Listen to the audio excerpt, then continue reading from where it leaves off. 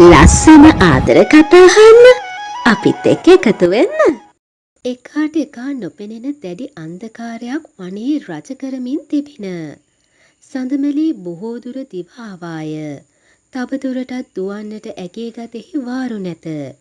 රෝස නුගරුකක් අසල වූ කුඩා ගල්තලයක් මත ඉඳගත්තාය. කටු වැල්වලට සීරී දෙපා වලින් ලේ ගලමින් තිබින.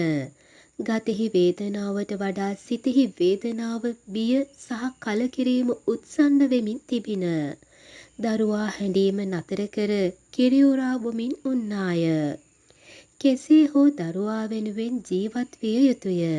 හෙට දවස වෙනුවෙන් ජීවත් විය යුතුය. හෙට දවසේ තමාට කිනම් ඉරණමක් අත්වේදැයි සඳමලීට තේරුමක් නැත.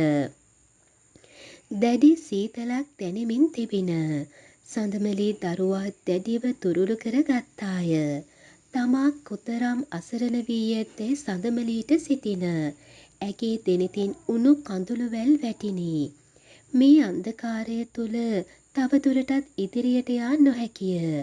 එළිය වනතුරු උන් තැනම සිටින්නට සඳමලී සිතාගත්තාය. දරුවා වෙනුවෙන් ඕනෑම අභියෝගයකට මුහුණ දෙන්නට ඇය සිත දැඩි කර ගත්තාය. එළිය වැටෙනතුරු ඇය ගසකට හේතු වී දරුවා තුරුළු කරගෙන අවදිව උන්නාය. උදාහිරු එළිය රෝස ගස් අතරින් බේරී පොළොව වෙත පතිත වෙමින් තිබින. සඳමලී සෙමෙන් ගස්වැල් අතරින් ඉදිරියට ඇවිද ගියාය. පෙරදා රාත්‍රියේ සිට ඈ උන්නේ තවමත් නිරාහාරවය. ඇගේ ගතට දැඩි වෙහෙසක් දැනින. තවදුරටත් ඇවිද යන්නට දෙපා වාරු නැතිවාක් මෙන් දැනින. එහෙත් නතර විය නොහැකිය. කෙසේ හෝ මේ වනයෙන් එළියට යා යුතුය. ඈ අපහසුවෙන් ඇවිද ගියාය. වනය ඇතුළතින් වැටී ඇති කුඩා අඩිපාරක් ඈ දුටුවාය. යම් බලාපොරොත්තුවක සේයාවක් ඇගේ හදවතේ ඇඳින. ඇය ඒ අඩිපාර ඔස්සේ බොහෝ දුරක් ඉදිරියට ගමන් කළාය. ඈත කඳු කැටයක් මත කටුමැටි ගසා පොල්ලතු සෙවිලි කරන ලද කුඩා පැල්පතක් ඈ දුටුවේ මේ විටය. ඉන් ඇගේ සිතට දැනුනේ මහත් අස්වැසිල්ලකි. ඇය සෙමෙන් ඒ දෙසට ගමන් කළාය. කරු සහ තරුණයන් සඳමලී සොයන්නට එළිවනතුරුත් කැලය පීරුවේය. එහෙත් ඔවුන් ඊට අපොහොසත් විය. දැන් අපි මොකද කරන්නේ? ඕකට තමයි කියන්නේ අතට අහුවෙච්ච දේ කටට දාගන්න පින නැහැ කියලා. ඔය ගෑණි ආපහු බංගලෝ එකට ගියොත් අපි ඉවරයි. මම නම් හිතන්නේ ආපහු එහෙ යයි කියලා. සඳමලීට පැන යන්න උදව් කළ තරුණයා කීවේය. උඹ කොහොමද ඒක හරියටම කියන්නේ? උඹට ඕන දේ දැන් උනානේ. දැන් ලොක්කට දීපංක උත්තර. නැගපල්ල වාහනේට.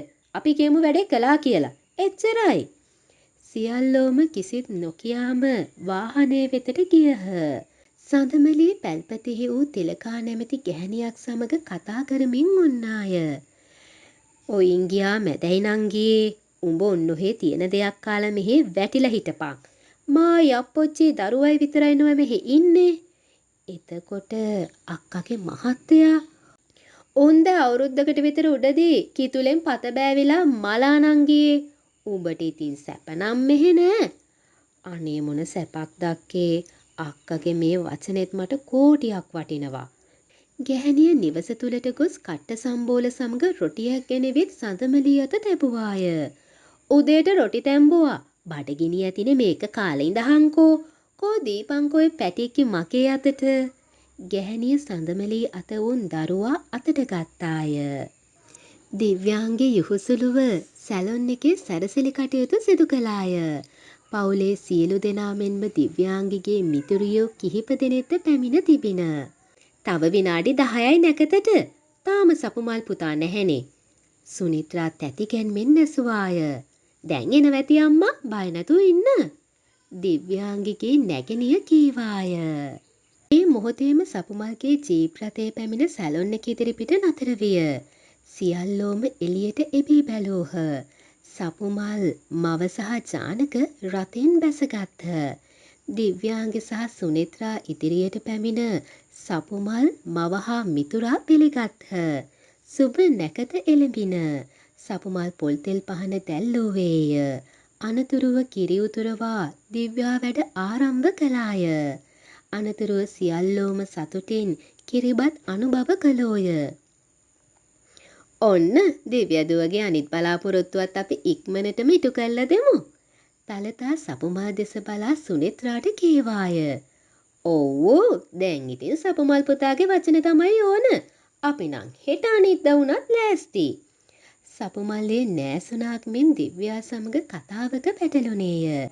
ජානක යම් පෙට්ටියක් ගෙනවිත් දිව්‍යා අත තැබුවේය. මේ මොනවද? මගෙන් පුංචි තෑග්ගක්. සපුමල් කීවේය. අනේ මට මොකටද තෑගේ? මම බලාපොරොත්තු වෙන්නේ ඔයාගෙන් එකම එක තෑග්ගයි සපුමල්. ඒ තමයි ඉක්මනට මාව බඳින එක. ඔයා කොහේ හිටියත් අන්තිමට ඇවිත් නතර වෙන්නේ ඔතන. ඉතින් මං වැරදිද? හරි ඔයා හරි. අපි ඔය ගැන පස්සේ කතා කරමුකෝ. සපුමල් කතාව වෙනතකට යොමු කළේය. තව බෙදාගෙන කන්න පුතේ. සුනෙත්‍රා සපුමල් අසලට පැමිණ කීවාය. ඇති නැන්දා හොඳටම කෑවා.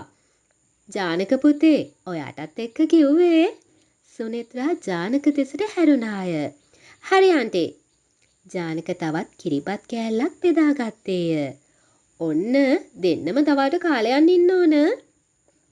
අපිට දැන් යන්න වෙනවා ආන්ටි. තව යාළුවෙකුගේ ගෙදර දානයක් තියෙනවා නොගිහිල්ලම බැරි. සුනෙත්‍රාගේ ඉල්ලීමට පිළිතුරු දුන්නේ ජානකය. අනේ මේ ජානකයේ ඔයාට ඕන යන්න. සපුමල් අයියව තියලා. දිව්‍යා මැදට පැන්නේය. එහෙම කොහොමද දිව්‍යා? ඌ මගේ මෝනවත් බලන එකක් නෑ නොගියොත්. මගෙන් මගටම කෝල් කරලා එන්න කිව්වා. මොකක්ද අයියේ? මේ වගේ දවසකටවත් ඔයාට ටික වෙලාවක් ඉන්න බැරිද? වෙලාවට මාව වැඩේ කළා ගියා. හරියට පිටිමිනිස්සු වගේනේ. දිව්‍යා කියාගෙන ගියාය. සපුමල් කිසිත් නොදොඩාම අසා උන්නේය. ඩංකන් අසල අසුනක තේ බොමින් සිටියේය. ඔහුගේ දුරකථනය එක්වරම නාදවන්නට විය. දුරකථනයේ තිරේ දෙස බැලූහේ ඒ රැගෙන පිටතට ආවේය. මොකද උනේ?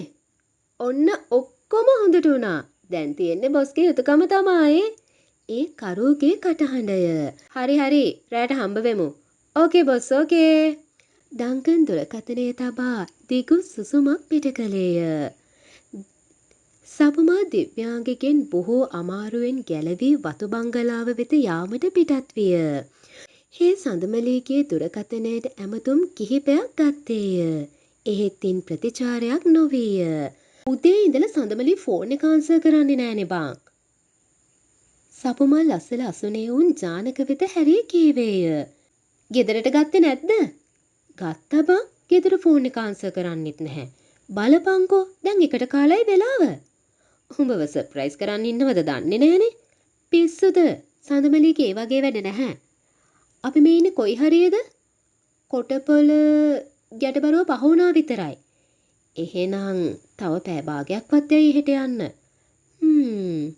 මගේ හිතට මොකද්ද අමුත්තක් දැනෙනවා බං. ඊරේ කන්නගත්ත බත් කටත් හිර වුණා. සපුමල් කීවේය. යකෝ හරියට මේ ගෑණි උඹේ ඇඟේ කෑල්ලක් වෙලා වගේනේ කතාව. සපුමල්ලීට කිසිදු ප්‍රතිචාරයක් නොදැක්වීය. සපුමල්ගේ ජීප් රථය වතු බංගලාවට ළඟා වන විට දහවල් 1 කාල පමණ වී තිබින. දෙදෙනාම රථයෙන් බැස නිවස දෙස බැලුවේය. වෙනදා රටාවකට අතුගා තිබෙන මිදුල කොළ වැටි අපවිත්‍ර වී තිබින. වෙනදා සපුමල්ගේ වාහනේ හඬ ඇසුණු ගමන් පෙරමගට පැමිණ පිළිගන්නා සඳමලී අද පැමිණියේ නැත. සපුමල්ගේ සිතට යම් දෙගිඩියාවක් දැනිනි. ඔහු අඩේ ඉක්මන් කර නිවස දෙසට ඇවිද ගියේය. සපුමල් මහත්තයා. එහෙමනම් ඊළඟ කොටසින් ඉක්මනටම මුණ ගැහෙමු. සුබ දවසක්.